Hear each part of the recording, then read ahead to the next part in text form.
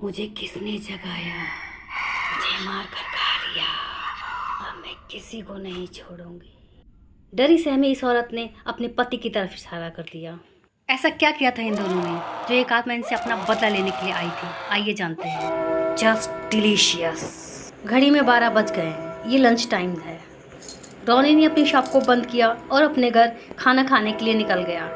उसकी वाइफ घर पर खाना बना रही है और खाने की खुशबू पूरे कमरे में फैल गई।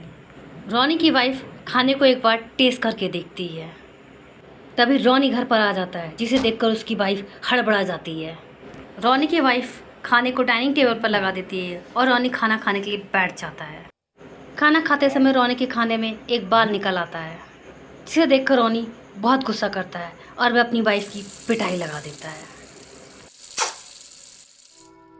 अगले दिन लंच टाइम में घर आते समय रोनी एक चिकन शॉप को देखता है। रोनी चिकन शॉप से एक लीवर खरीदता है और घर जाकर अपनी वाइफ से कहता है रात में डिनर में इसे बनाना है जो टेस्टी बनना चाहिए, नहीं तो इसका अंजाम तुम जानती हो। रोनी की वाइफ खाना बहुत टेस्टी बनाती थी, इसलिए पकने के बाद लीवर से बहुत अच्छी खुशबू आ रही थी। खाने से इतनी अच्छी खुशबू उठ रही थी कि वह अपने आप को टेस्ट करने से रोक नहीं पाई। और जब उसने टेस्ट करके देखा, खाना सचमुच बहुत लजीज बना था। स्वाद के चक्कर में वह पूरा डिनर ही चट कर गई। जब उसे एहसास हुआ उसने सारी डिश खा ली है, तब तक बहुत देर हो चुकी थी। अब वह क्या करे, क्योंकि वह अपने पति के स्वभाव को जानती थी।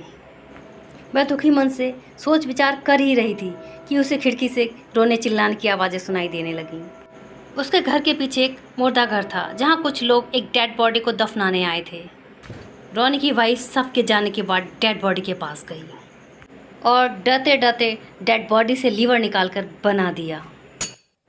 डिनर के समय रोनी ने उस इंसानी लीवर को बहुत मज़े के साथ खाया। रोनी की वाइफ ने खाना खाने से इनकार कर दिया तो वह अपनी वाइफ का हिस्सा भी खा गया। रात में सोने से पहले रोनी की वाइफ बुक पढ़ रही थी। अचानक उसे कुछ आवाज़ें सुनाई देने लगीं। उसने खिड़की में जाकर देखा, लेकिन उसे वहाँ कोई नज़र नहीं आया। रोनी की वाइफ ने खिड़की बंद की और फिर से बुक पढ़ने के लिए बैठ गई। बुक पढ़ते पढ़ते रोनी की वाइफ को अपने कमरे में एक आवाज़ के साथ चमकती हुई चीज़ दिखाई दी, जो पूरे कमरे में घूम रही थी और लगातार कह रही थी, मेरा लीवर किसने खाया, मेरा लीवर किसने खाया, मुझे बता दो, नहीं तो मैं सबको मार दूंगा। और डर के कारण वह अपने पति की तरफ इशारा कर देती है। और फिर क्या था, उस आत्मा ने रोनी को अपना शिकार बना लिया।